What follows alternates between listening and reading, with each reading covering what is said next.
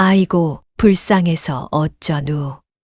저 고운 처자가 어쩌다 저런 팔푼이한테 시집을 갔을꼬. 마을 사람들은 혀를 끌끌 찼습니다.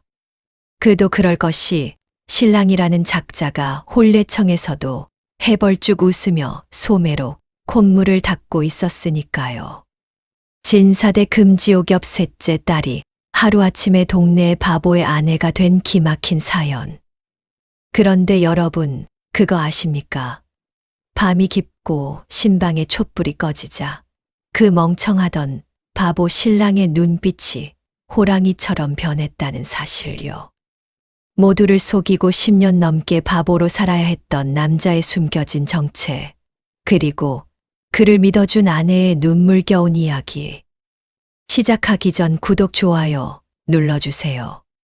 지금 계신 곳이 어디인지 알려주시면 사랑의 에너지 듬뿍 담아 보내드리겠습니다. 눈보라가 매섭게 몰아치던 선조 32년, 충청도 어느 고을의 장터였습니다. 하늘은 잿빛으로 뒤덮였고 사람들은 모두 옷깃을 여미며 발걸음을 재촉하고 있었죠. 그런데 그 매서운 추위 속에서도 덜덜 떨지 않는 사내가 하나 있었습니다. 찢어진 무명 저고리 사이로 벌건 살갗이 훤히 드러나는데도 그는 허허실실 웃으며 얼어붙은 땅바닥에 주저앉아 있었습니다. 바로 이 마을에서 소문난 바보 칠성이었죠. 사람들은 그를 반푼이 모자란 놈, 멍텅구리라 불렀습니다. 칠성이의 코 밑에는 누런 콧물이 말라붙어 딱지처럼 굳어 있었고 떡 하나 구경 못한 입술은 갈라져 피가 배어 나왔습니다. 머리카락은 새둥지처럼 헝클어져 있었고 발은 맨발이라 동상으로 까맣게 변해 있었어요. 하지만 칠성이는 그런 것들에 아랑곳하지 않고 장터 바닥에 떨어진 썩은 배추 잎사귀를 주워 입에 넣고 우적우적 씹고 있었습니다. 그때였습니다. 양반집 도련님으로 보이는 10살 남짓한 아이 서넛이 칠성이 앞으로 다가왔습니다. 아이들의 눈빛에는 장난기와 잔인함이 뒤섞여 있었죠. 야, 바보야. 너 걔 흉내 낼 줄 안다며. 칠성이는 고개를 들어 아이들을 바라보았습니다. 그의 눈은 초점 없이 풀려 있었고 입가에는 배추 잎사귀 조각이 덕지덕지 붙어 있었어요. 헤헤. 걔 멍멍이? 나 멍멍이 친구. 아이들은 킬킬거리며 주머니에서 돌멩이를 꺼냈습니다. 주먹만 한 크기의 날카로운 돌멩이들이었죠. 한 아이가 그것을 칠성이를 향해 힘껏 던졌습니다. 돌은 칠성이의 이마를 정통으로 맞췄고 순식간에 선홍빛 피가 흘러내렸습니다. 크크, 잘 맞는다. 하나 더. 두 번째 돌이 날아왔고 세 번째 돌이 이어졌습니다. 칠성이의 관자놀이에서 뺨에서 턱에서 피가 흘렀습니다. 하지만 신기하게도 칠성이는 울지 않았습니다. 아니, 울기는커녕 오히려 더 환하게 웃었어요. 아이고, 우리 아우님들, 선물 고맙습니다. 헤헤헤. 칠성이는 자신을 때린 돌멩이를 주워서 품에 소중히 안았습니다. 마치 귀한 보물을 받은 것처럼 말이죠. 그 모습을 본 장터 사람들은 혀를 차며 고개를 저었습니다. 쯔쯔, 저것 봐라. 맞아도 모르는구만. 원래 바보는 몰매도 안 맞는다더니 딱 맞는 말이구먼. 저 나이 먹도록 장가도 못 가고 제 한 몸 건사하지도 못하니 차라리 죽는 게 낫지 않겠나. 사람들의 손가락질과 비웃음이 화살처럼 날아왔지만 칠성이는 여전히 해벌쭉 웃고만 있었습니다. 하지만 그 순간 아주 짧은 찰나였습니다. 칠성이의 멍청해 보이던 눈동자 속에서 차가운 서리발 같은 빛이 스쳤습니다. 세상을 얼려버릴 듯한 날카로운 칼날 같은 눈빛이었죠. 하지만 그것은 눈 깜짝할 사이에 사라졌고 다시 흐릿하고 풀린 눈으로 돌아갔습니다. 장터 구석에서 이 모든 광경을 지켜보던 노인이 한 명 있었습니다. 다 떨어진 회색 가사를 걸친 노스님이었죠. 스님은 깊은 한숨을 내쉬며 칠성이를 바라보았습니다. 그의 눈가에는 연민과 동시에 알 수 없는 두려움이 어려 있었습니다. 노스님은 천천히 칠성이에게 다가갔습니다. 사람들이 피해가는 그 자리에 스님만은 멈춰섰죠. 스님은 칠성이 앞에 무릎을 꿇고 앉았습니다. 그리고는 떨리는 손으로 칠성이의 피 흐르는 이마를 닦아주었어요. 칠성이는 갑자기 나타난 스님을 보고 놀란 듯 뒷걸음질 쳤습니다. 아이고. 스님. 칠성이는 더러워요. 가까이 오시면 안 돼요. 하지만 스님은 부드러운 미소를 지으며 칠성이의 어깨에 손을 얹었습니다. 그리고는 깊고 낮은 목소리로 말했죠. 허허. 세상 사람들은 모두 눈이 멀었구나. 흙탕물 속에 잠룡이 몸을 숨기고 있는데 아무도 그것을 알아보지 못하는구나. 칠성이는 스님의 말을 알아듣지 못한 듯 고개를 갸웃거렸습니다. 스님은 계속해서 말했습니다. 용은 때가 되기 전까지는 개천에 몸을 숨긴다네. 사람들이 침을 뱉고 돌을 던져도 용은 참고 견딘다네. 하지만 구름과 비가 함께 오는 날 용은 하늘로 치솟아 천둥번개를 몰고 온다네. 그날이 오면 세상은 뒤집힐 것이야. 스님의 말이 끝나자 하늘에서 까마귀 한 마리가 날아와 칠성이의 머리 위를 맴돌았습니다. 그것은 마치 무언가를 예언하는 듯한 불길한 조짐처럼 느껴졌죠. 스님은 합장을 한 뒤 천천히 자리에서 일어났습니다. 세상은 겉모습으로 사람을 판단하지만 하늘은 그의 마음을 보느니라. 부디 그 마음이 어둠이 아닌 빛을 향하기를 바라노라. 스님은 그렇게 말을 남기고 눈보라 속으로 사라졌습니다. 칠성이는 멍하니 스님이 사라진 방향을 바라보다가 다시 바닥에 떨어진 썩은 물을 주워 먹기 시작했어요. 하지만 그의 눈가에는 이해할 수 없는 슬픔 같은 것이 어려 있었습니다. 이 고을에는 몰락한 양반 집안의 딸이 한 명 살고 있었습니다. 바로 진사댁 셋째 딸 연화 씨였죠. 연화의 아버지는 젊은 시절 과거에 급제하여 벼슬길에 올랐던 분이었습니다. 하지만 간신들의 모함으로 벼슬에서 쫓겨났고 고향으로 내려와 숨어 살게 되었어요. 세월이 흐르면서 집안은 점점 기울어 갔습니다. 쌀독은 바닥이 났고 장롱 속 비단 옷들은 하나둘 팔려 나갔습니다. 큰언니와 둘째 언니는 일찍 시집을 갔지만 연화만은 늙고 병든 아버지를 모시느라 혼기를 놓쳤죠. 연화는 25의 나이였습니다. 당시로서는 노처녀라 불릴 만한 나이였어요. 하지만 연화의 자태는 여전히 빼어났습니다.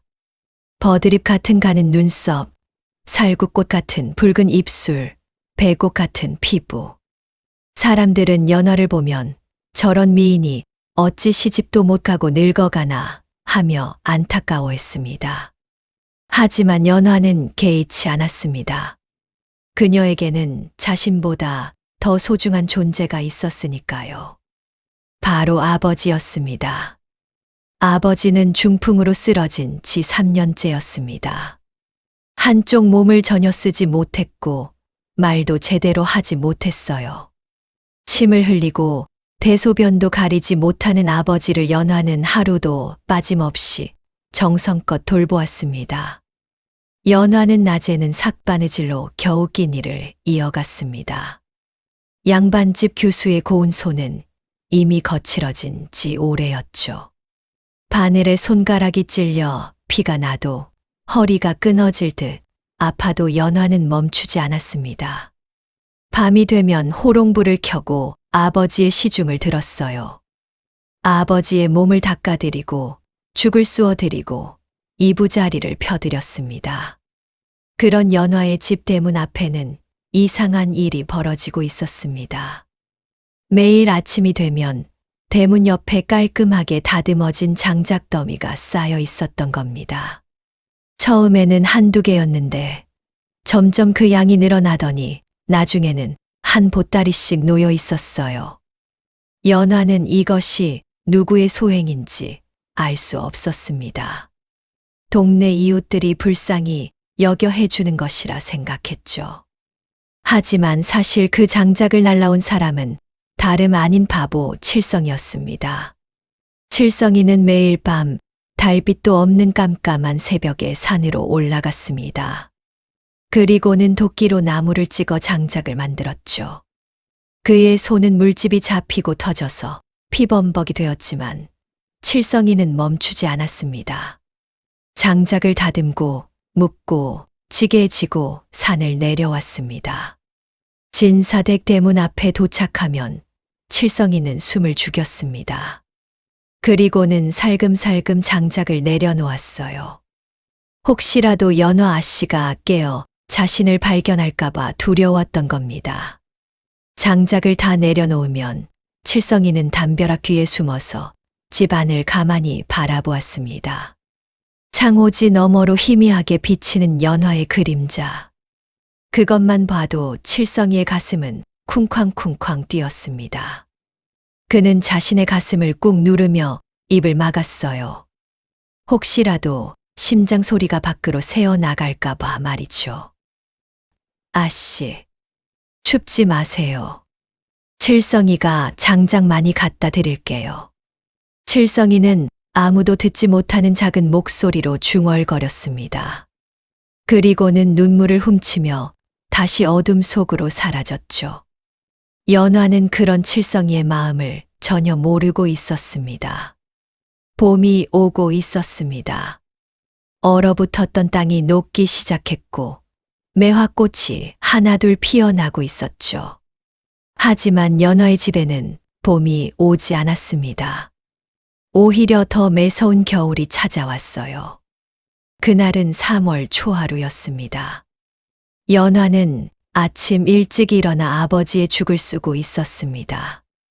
아궁이에 불을 지피는데 갑자기 대문이 요란하게 두들겨졌어요.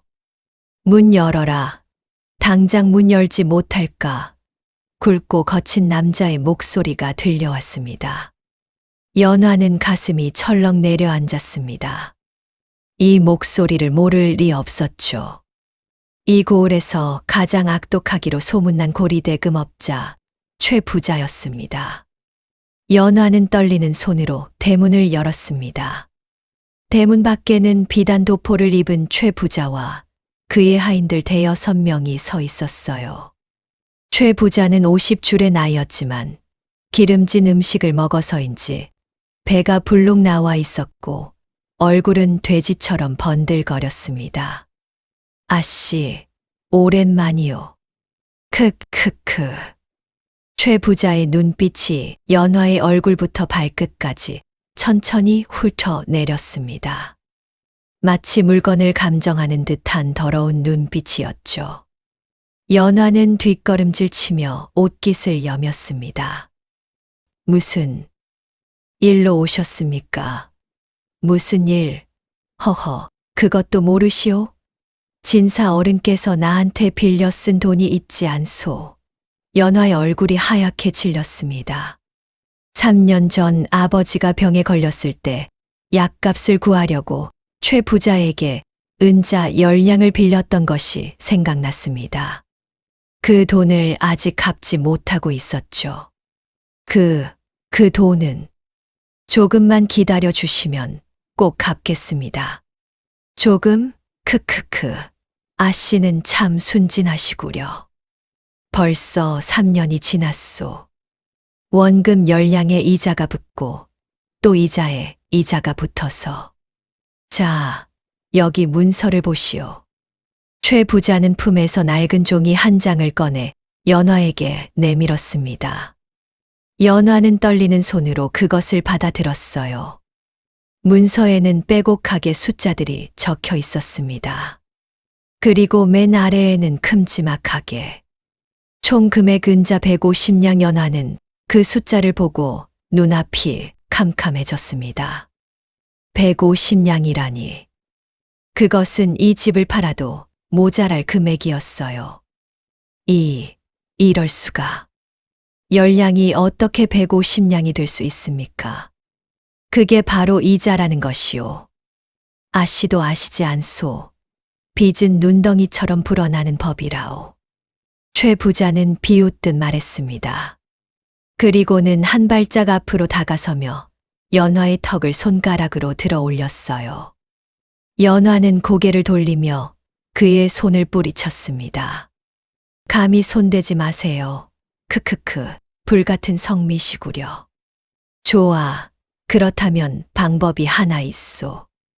아씨가 내 7번째 첩으로 들어오시오. 그러면 이 빚은 깨끗이 없던 일로 해주겠소. 뭐라고요? 연화는 자신의 귀를 의심했습니다. 최 부자는 이미 6명의 첩을 두고 있었어요. 그 여자들은 모두 빚 때문에 끌려간 가난한 집안의 딸들이었죠. 소문에 의하면 그 여자들은 매일 매질을 당하고 굶주리고 있다고 했습니다. 싫습니다. 차라리 죽을지언정 그런 치욕은 받을 수 없습니다. 연화가 단호하게 말했습니다.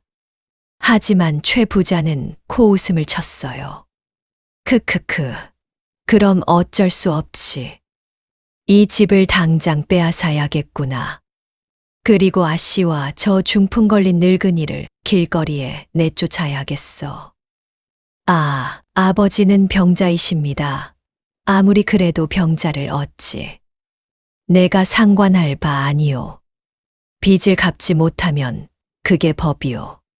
자, 너희들 당장 이 집 물건들을 싸들고 나가거라.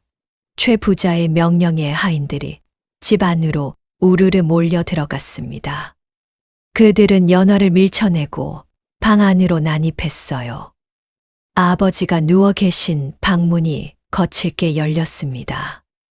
안 돼요, 아버지. 연화는 비명을 지르며 달려갔지만 하인 하나가 그녀의 팔을 붙잡았습니다. 연화는 발버둥 쳤지만 소용없었어요. 그녀는 무릎을 꿇고 최 부자에게 애원했습니다.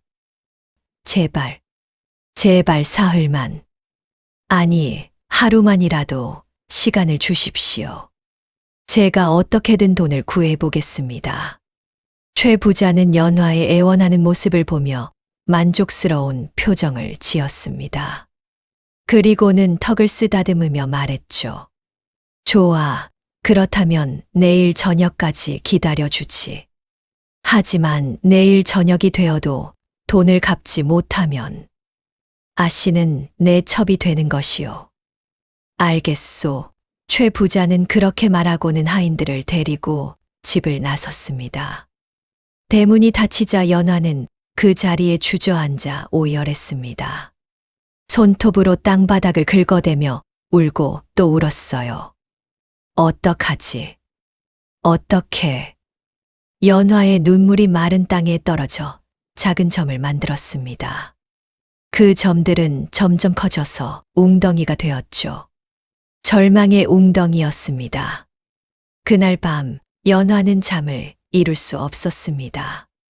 아버지 방에서는 가래 끓는 소리와 신음 소리가 들려왔어요. 연화는 호롱불을 켜고 밤새 궁리를 했습니다. 은자 150냥. 어디서 그런 돈을 구한단 말인가.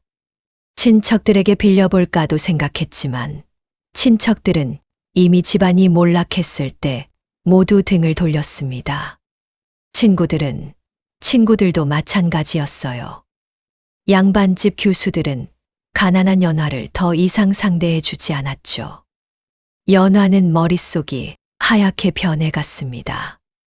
아무리 생각해도 방법이 없었어요. 그녀는 장롱을 열어 마지막 남은 비녀 하나를 꺼냈습니다. 어머니의 유품이었죠. 은으로 만든 비녀였지만 이것을 팔아봤자 기껏해야 은자 23냥밖에 되지 않을 것이었습니다.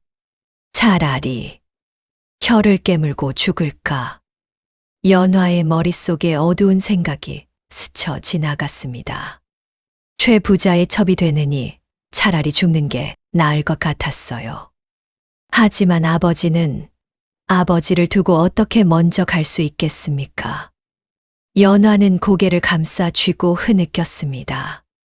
그때 밖에서 이상한 소리가 들려왔어요. 랄랄라 별이 반짝 하늘에 반짝. 우스꽝스러운 노랫소리였습니다. 연화는 창문을 조금 열어 밖을 내다보았어요. 달빛 아래 바보 칠성이가 휘청휘청 걸어가고 있었습니다. 그는 혼자 노래를 부르며 춤을 추고 있었죠. 연화는 그 모습을 보며 문득 이상한 생각이 들었습니다. 저 사람은 아무 걱정도 없어 보이네. 바보라서 세상의 고통을 모르는 걸까요? 아니면 바보라서 오히려 자유로운 걸까요? 연화는 알 수 없었습니다. 하지만 그 순간 그녀의 머릿속에 번개처럼 한 가지 생각이 스쳤어요. 만약 저 사람의 아내가 된다면? 연화는 스스로도 놀라 입을 막았습니다. 대체 무슨 생각을 하는 거지? 양반집 교수가 어떻게 바보의 아내가 될 수 있단 말인가? 하지만 다른 방법이 없었습니다. 최 부자의 7번째 첩이 되어 평생 굴욕을 당하며 사느니 차라리 바보의 아내가 되는 게 나을 것 같았어요. 적어도 칠성이는 악한 사람은 아니었습니다. 바보일 뿐이죠. 그리고 혼인을 하면 법적으로 다른 집안의 사람이 되는 것이니 최 부자도 손을 쓸 수 없을 것이었습니다. 연화는 밤새 고민하고 또 고민했습니다. 동이 트기 시작할 무렵 그녀는 마침내 결심을 굳혔어요. 그래, 이것밖에 방법이 없어. 다음 날 아침 연화는 단단히 마음을 먹고 칠성이를 찾아 나섰습니다. 칠성이는 언제나 그렇듯 장터 구석에 앉아 있었어요. 오늘도 역시 콧물을 흘리며 허허실실 웃고 있었죠. 연화가 다가가자 칠성이는 깜짝 놀라 벌떡 일어났습니다.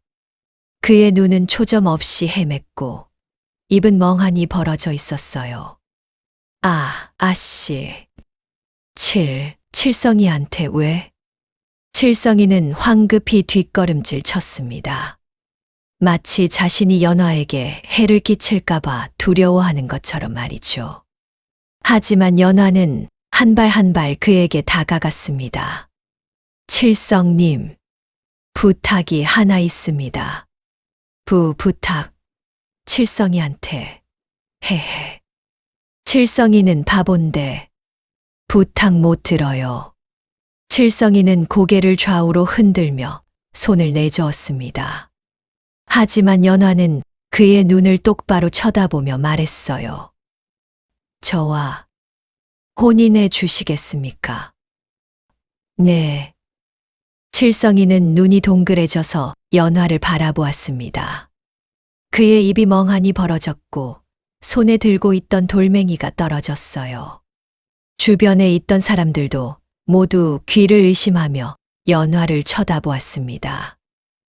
아씨, 지금 뭐라고? 저와 혼인해 달라고 했습니다. 제발, 부탁입니다. 연화는 떨리는 목소리로 말하며 칠성이 앞에 무릎을 꿇었습니다. 양반집 교수가 바보 앞에 무릎을 꿇는 모습을 본 사람들은 경악했어요. 저게 무슨... 세상에, 진사대 가씨가 미쳤나 봐.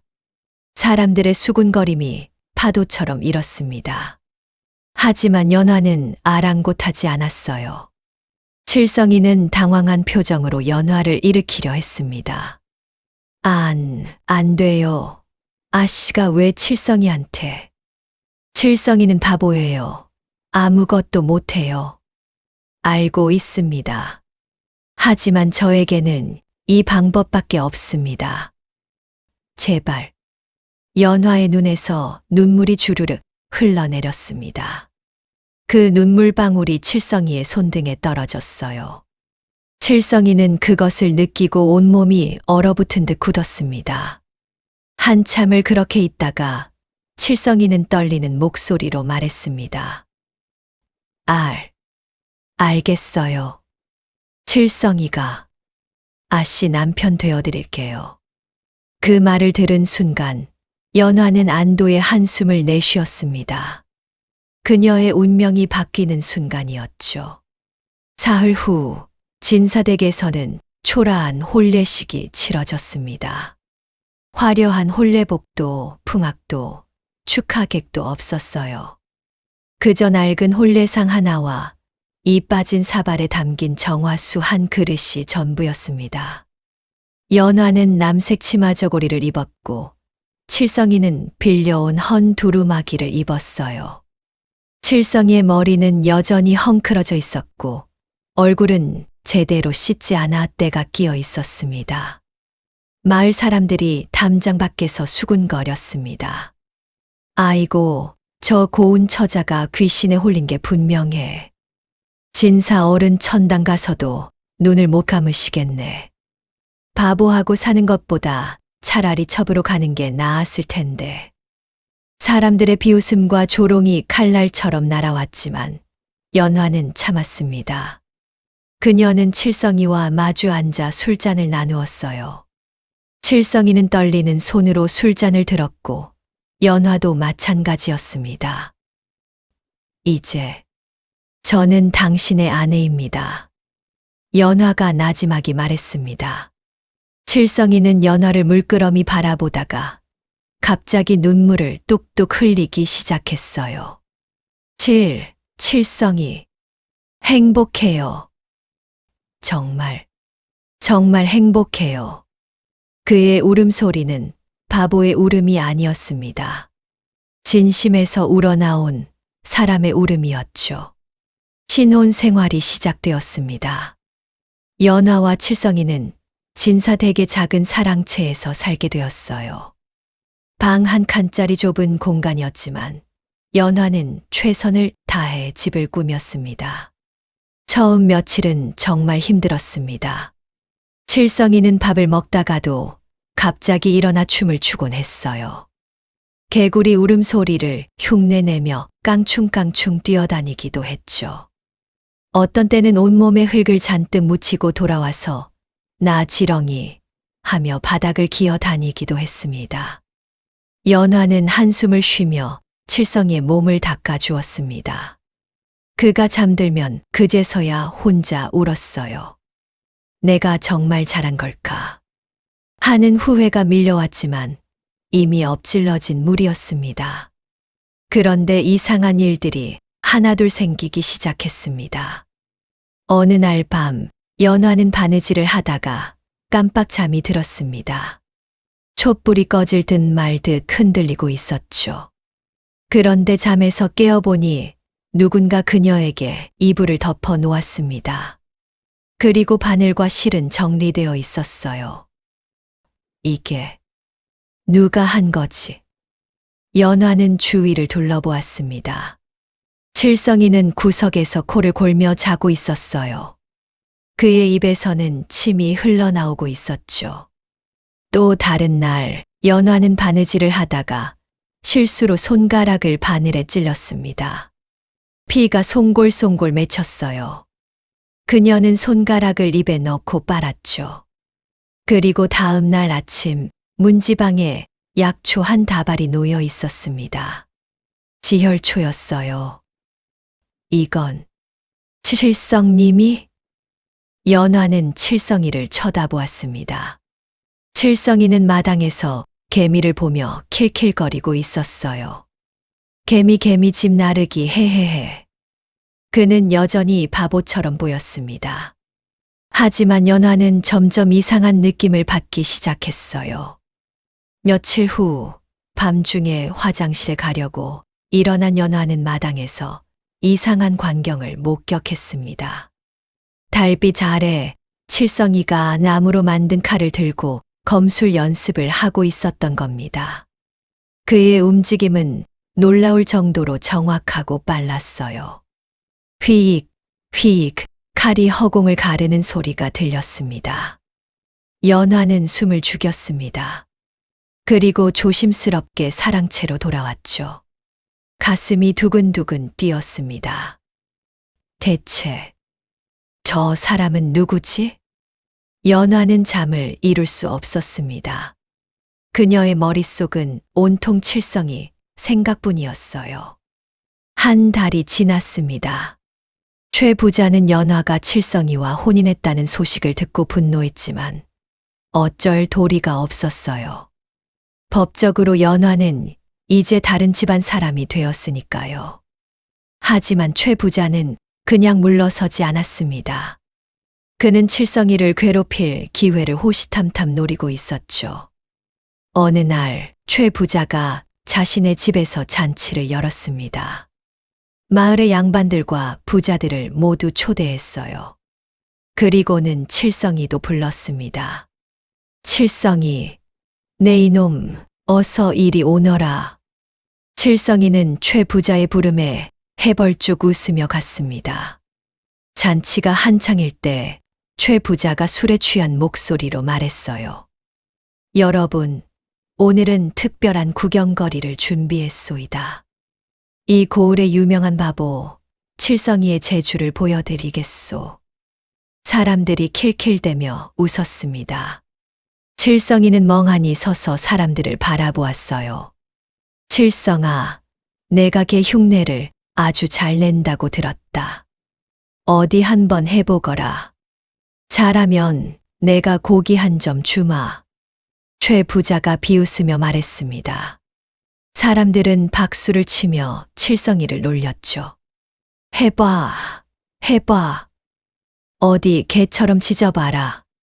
칠성이는 잠시 망설이다가 갑자기 넙죽 엎드렸습니다. 멍멍, 왈왈왈. 주인님, 고기 주세요. 칠성이는 정말로 개처럼 내 발로 기어다니기 시작했습니다. 사람들은 배를 잡고 웃었어요. 최 부자는 비단 신발을 신은 발을 쭉 뻗으며 말했습니다. 크크크, 그래, 바로 그거야. 이리 와서 내 신발이나 핥아봐. 칠성이는 최 부자의 발 쪽으로 기어갔습니다. 그리고 최 부자의 다리 사이를 지나가려는 순간 쉬익 하는 소리와 함께 최 부자의 비단 신발에 오줌을 갈겨버렸습니다. 으악, 이게 무슨 짓이야. 최 부자가 비명을 지르며 벌떡 일어났습니다. 비단 신발은 오줌으로 흠뻑 젖어 있었어요. 사람들은 처음에는 놀랐지만 곧 배를 잡고 웃기 시작했습니다. 크크크, 최 부자가 당했구만. 바보한테 오줌 세례를 받았네. 칠성이는 손뼉을 치며 소리쳤습니다. 영역 표시, 칠성이 땅, 크크크. 사람들은 더욱 크게 웃었습니다. 최 부자는 얼굴이 새빨개져서 칠성이를 쫓아냈어요. 하지만 칠성이는 신나게 웃으며 집으로 돌아갔죠. 연화는 칠성이가 돌아오는 것을 보고 놀랐습니다. 그의 얼굴에는 만족스러운 미소가 걸려 있었거든요. 서방님, 무슨 일이 있었나요? 칠성이는 그저 헤헤 웃으며 대답했습니다. 칠성이, 나쁜 사람 혼내줬어요. 연화는 칠성이를 보며 미소를 지었습니다. 어쩌면 이 사람은 바보가 아닐지도 모른다는 생각이 들었어요. 그리고 운명의 그날 밤이 찾아왔습니다. 천둥번개가 요란하게 치던 장마철의 어느 밤이었어요. 빗소리가 지붕을 두들기고 바람이 창문을 흔들었습니다. 연화는 잠에서 깼어요. 목이 말라서 물을 마시려고 일어난 것이었죠. 그런데 이상했습니다. 구석에서 자고 있어야 할 칠성이가 보이지 않았어요. 연화는 주위를 둘러보았습니다. 그때 작은 촛불 하나가 켜져 있는 것이 보였습니다. 연화는 조심스럽게 그쪽으로 다가갔어요. 그리고 그곳에서 믿을 수 없는 광경을 목격했습니다. 칠성이가 책상 앞에 단정하게 앉아 책을 읽고 있었던 겁니다. 그것도 한문으로 된 어려운 병서를 말이죠. 그의 자세는 반듯했고 눈빛은 날카로웠습니다. 평소에 보던 그 멍청한 눈이 아니었어요. 서방님. 연화의 떨리는 목소리에 칠성이가 천천히 고개를 돌렸습니다. 그의 눈빛이 연화를 꿰뚫었어요. 마치 호랑이의 눈빛 같았습니다. 부인, 깨셨소이까? 목소리도 달랐습니다. 평소에 그 멍청하고 더듬거리는 목소리가 아니라 낮고 차분한 남자의 목소리였죠. 연화는 뒷걸음질 쳤습니다. 가슴이 두근두근 뛰었어요. 당신은 누구십니까? 앉으시지요, 부인. 이제 말씀드릴 때가 된 것 같습니다. 칠성이는, 아니 이제는 칠성이라고 부를 수 없는 그 남자는 연화에게 자리를 권했습니다. 연화는 떨리는 다리를 억지로 움직여 그의 맞은편에 앉았어요. 제 본명은 이정호라고 합니다. 이정호? 예. 저는 10년 전 영모 누명을 쓰고 멸문지화를 당한 좌이정, 이판서의 막내 아들이었습니다. 연화는 숨이 멎는 것 같았습니다. 이판서의 영모 사건. 그것은 10년 전 조정을 뒤흔들었던 대사건이었어요. 이판서는 영모를 꾀한 죄로 온 가족이 참형을 당했죠. 하지만 그 집안은 모두 죽었습니다. 아버님도, 어머님도, 형님들도, 누이들도 모두 칼날 아래 쓰러졌지요. 저는 그때 15이었습니다. 정호의 목소리가 떨렸습니다. 그의 눈에서 눈물 한 방울이 흘러내렸어요. 집행일 밤 아버님의 오랜 친구이셨던 한 관리께서 몰래 저를 구해 주셨습니다. 그분은 제게 이렇게 말씀하셨죠. 살아라. 그리고 너희 집안의 누명을 벗겨라. 하지만 때를 기다려라. 성급히 움직이면 목숨을 잃는다. 그래서 저는 바보가 되었습니다. 바보가 되셨다고요? 그렇습니다. 바보는 아무도 경계하지 않습니다. 바보는 위협이 되지 않지요. 저는 10년 동안 바보 탈을 쓰고 살았습니다. 낮에는 콧물을 흘리고 돌을 맞으며 밤에는 혼자 무술을 연마하고 책을 읽었습니다. 정호는 책상 서랍을 열었습니다. 그 안에는 수십 권의 책들이 빼곡히 들어 있었어요. 병서, 사서삼경, 법전. 저는 복수를 준비했습니다. 우리 집안을 모함한 간신들을 찾아내고 아버님의 누명을 벗기기 위해서 말입니다. 그리고 이제 그 때가 왔습니다. 정호는 품에서 종이 한 장을 꺼냈습니다. 그것은 과거 시험 공고문이었어요. 다음 달 한양에서 무과 시험이 열립니다. 저는 그 시험에 응시할 것입니다. 장원급제를 하고 벼슬에 올라 우리 집안의 누명을 벗길 것입니다. 연화는 정호를 물끄러미 바라보았습니다. 그녀의 눈에서도 눈물이 흘러내렸어요. 그동안 얼마나 힘드셨습니까? 부인, 돌을 맞고도 웃어야 했고, 침을 맞고도 감사하다 해야 했고, 얼마나 외로우셨겠습니까? 연화는 일어나 정호에게 다가갔습니다. 그리고 그의 손을 꽉 잡았어요. 서방님, 아니, 나으리, 꼭 성공하셔야 합니다.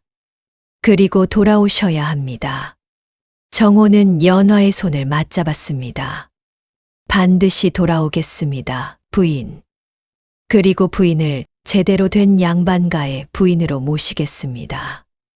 열흘 후 정호는 한양으로 떠났습니다. 연화는 대문 밖에서 한참 동안 그의 뒷모습을 바라보았어요. 정호는 여전히 바보 칠성이로 변장하고 있었습니다. 혹시라도 누군가 의심할까봐 말이죠. 부인, 걱정 마시오. 곧 돌아오겠소. 정호가 마지막으로 남긴 말이었습니다. 연화는 고개를 끄덕이며 눈물을 참았어요. 정호가 떠난 후 연화는 홀로 아버지를 돌보며 지냈습니다. 매일 아침 정호의 무사함을 빌며 치성을 드렸죠. 하지만 한 달이 지나도 두 달이 지나도 정호에게서는 아무 소식이 없었습니다. 그러던 어느 날 마을에 흉흉한 소문이 돌기 시작했어요. 들었어. 한양 가던 칠성이가 산적에게 당했대. 어머, 정말 그럼 죽었단 말이야? 그런 것 같아. 누가 산속에서 시체를 봤다는데. 연화는 그 소문을 듣고 온몸이 얼어붙었습니다. 아니야, 그럴 리 없어. 그분은 무술도 할 줄 아시는데. 하지만 불안감은 점점 커져갔어요. 그리고 최 부자가 다시 움직이기 시작했습니다. 크크크, 칠성이가 죽었다니 잘 됐구먼. 이제 연화는 다시 과부가 된 셈이지. 최 부자는 하인들을 이끌고 진사댁으로 쳐들어왔습니다. 연화, 나와라. 내 남편은 죽었다. 거짓말입니다. 서방님은 살아 계십니다. 헛소리 마라. 내가 직접 확인했다. 산적들이 그 바보를 죽여서 산골짜기에 던져버렸다고 했어. 최 부자는 연화의 머리채를 잡아 끌었습니다. 이제 너는 내 것이다. 순순히 따라오면 고생은 덜 할 것이야. 놓으세요. 놓으라고요. 연화는 발버둥 쳤지만 최 부자의 하인들이 그녀를 붙잡았어요. 그들은 연화를 최 부자의 집 광으로 끌고 갔습니다. 연화는 어두운 광에 갇혔습니다. 손목과 발목에는 밧줄이 묶여 있었어요. 광 안은 쥐와 벌레가 득실거렸고 곰팡이 냄새가 진동했습니다. 내일이면 혼례를 치를 것이다. 그러니 각오나 단단히 해라. 최 부자의 목소리가 문 밖에서 들려왔습니다. 연화는 고개를 떨구고 눈물을 흘렸어요. 서방님, 정말 돌아가신 걸까요? 연화의 머릿속에는 정호의 모습이 떠올랐습니다. 바보 칠성이로 웃던 모습, 밤에 책을 읽던 진지한 모습, 떠나던 날의 따뜻한 눈빛. 아니야. 그분은 살아 계실 거야. 반드시. 하지만 희망은 점점 사라져 갔습니다. 밤이 깊어갈수록 연화의 마음도 어두워졌어요. 다음 날 아침 최 부자의 하인들이 광문을 열었습니다. 나와라. 오늘이 내 혼례 날이다. 연화는 끌려 나왔습니다. 최 부자의 집 마당에는 강제 혼례를 위한 준비가 되어 있었어요. 붉은 천, 혼례상, 촛불. 연화는 마당 한가운데 무릎을 꿇고 앉혀졌습니다. 최 부자는 비단 도포를 입고 나타났어요.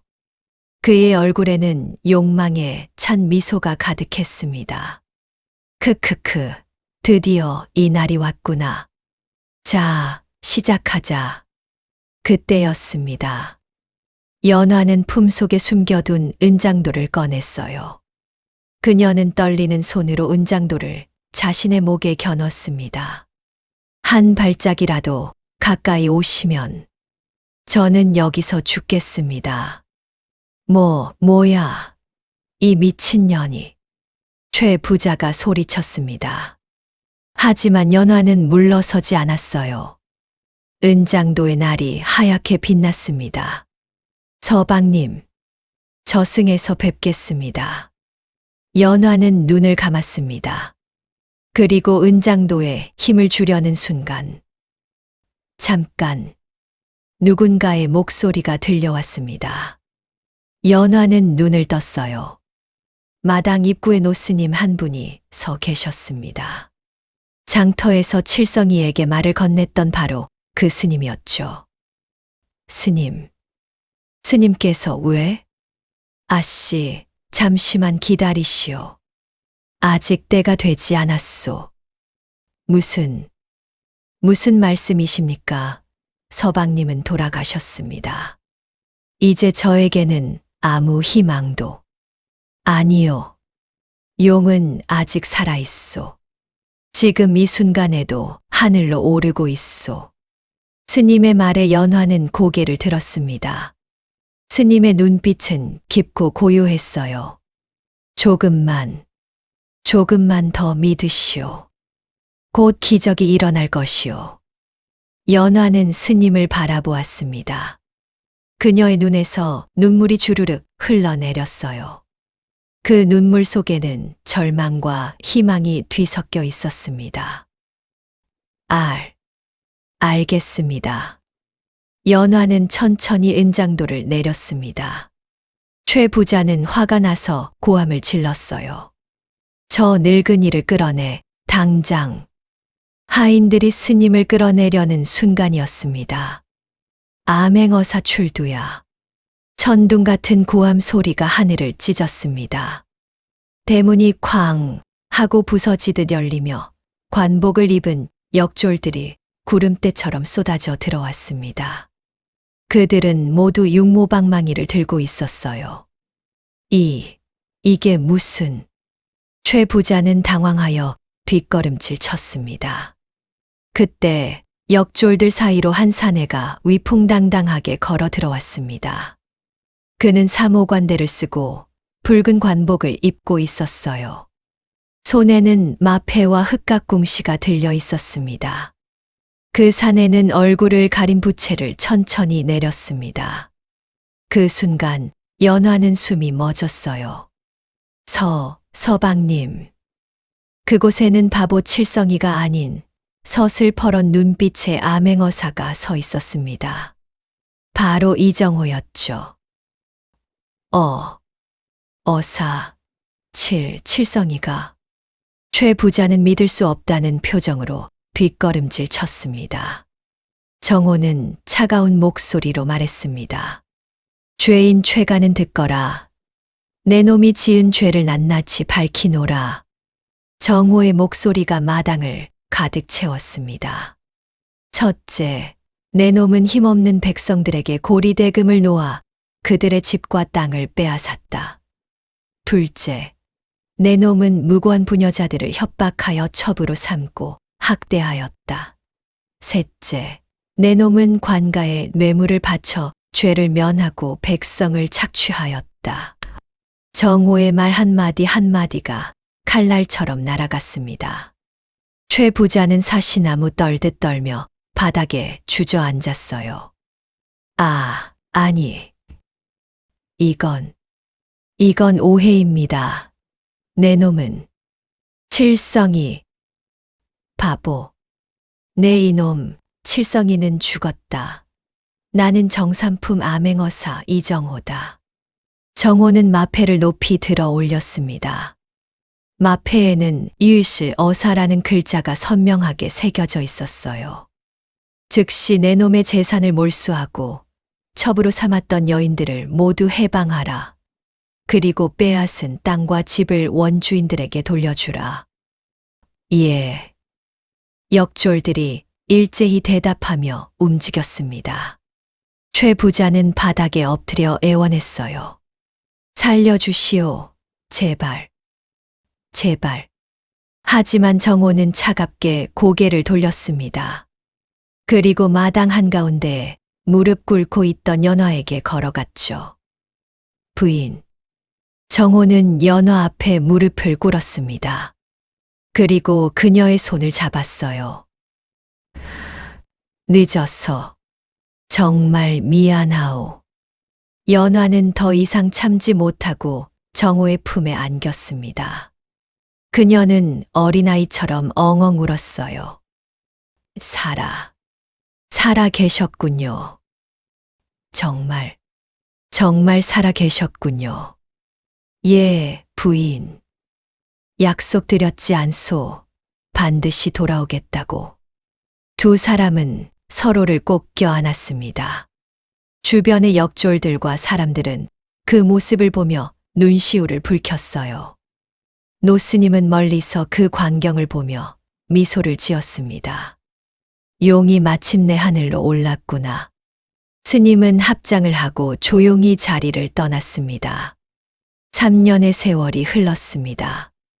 따뜻한 봄날, 한양의 한 저택에서 웃음소리가 들려왔습니다.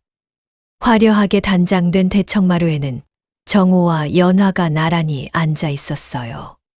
그들 사이에는 2살배기 아들이 깔깔거리며 놀고 있었습니다. 정호는 과거에 장원 급제한 후 왕의 총애를 받아 승승장구했습니다. 그리고 마침내 아버지의 누명을 벗기고 집안의 명예를 회복했어요. 이제 그는 정삼품 승지의 자리에 올라 있었습니다. 아빠. 아들이 정호에게 달려왔습니다. 정호는 아들을 무릎에 앉히며 간지럼을 태웠어요. 우리 아들, 오늘은 뭐 하고 놀았니? 뜰에서 개미 봤어요. 개미들이 떡 나르더라고요. 아들의 말에 정호와 연화는 서로를 바라보며 웃었습니다. 정호가 바보 칠성이었을 때 그도 마당에서 개미를 보며 놀았었죠. 그래, 개미들이 부지런하지. 네, 아빠, 저도 개미처럼 될 거예요. 연화는 그 모습을 보며 행복한 미소를 지었습니다. 햇살이 대청마루를 비추고 봄바람이 꽃잎을 날려보냈어요. 정호는 연화의 손을 잡았습니다. 부인, 행복하시오? 예, 나으리. 세상에서 가장 행복합니다. 그때 제가 바보였을 때도 절 받아주셔서 감사하오. 그때의 서방님도 지금의 나으리도 모두 제가 사랑하는 한 사람입니다. 두 사람의 눈빛이 마주쳤습니다. 그 눈빛 속에는 지난 모든 고통과 슬픔, 그리고 희망이 담겨 있었어요. 정호는 장난스럽게 바보 칠성이의 표정을 지으며 말했습니다. 헤헤. 칠성이, 부인 사랑해요. 서방님, 채통 좀 지키세요. 연화가 웃으며 정호의 어깨를 톡 쳤습니다. 아들도 깔깔거리며 웃었어요. 그들의 웃음소리가 봄바람을 타고 멀리 퍼져나갔습니다. 담장 너머로, 거리로, 저 멀리 고향 마을까지. 그곳에서는 사람들이 여전히 이 이야기를 전하고 있었습니다. 바보 칠성이가 암행어사가 됐다며? 그래, 세상에. 누가 알았겠어? 사람들은 고개를 끄덕이며 감탄했습니다. 그리고 깨달았죠. 겉모습만으로 사람을 판단해서는 안 된다는 것을 말이에요. 하늘에서는 노스님이 구름을 타고 그 광경을 내려다보고 있었습니다. 스님은 만족스러운 미소를 지으며 중얼거렸어요. 용은 마침내 제 자리를 찾았구나. 이제 세상은 조금 더 나아지겠지. 오늘 사연 잘 들으셨나요? 여러분, 이 세상에는 보이는 것이 전부가 아닙니다. 누군가는 가면을 쓰고 있을 수도 있고, 누군가는 진짜 자신을 숨기고 있을 수도 있지요. 중요한 것은 겉모습이 아니라 그 사람의 진심입니다. 부디 여러분도 주변 사람들을 겉모습만으로 판단하지 마시고 그들의 진심을 들여다보시길 바랍니다. 오늘 이야기는 여기까지입니다. 재미있으셨다면 구독과 좋아요 꼭 눌러주세요. 다음 이야기로 또 찾아뵙겠습니다. 감사합니다.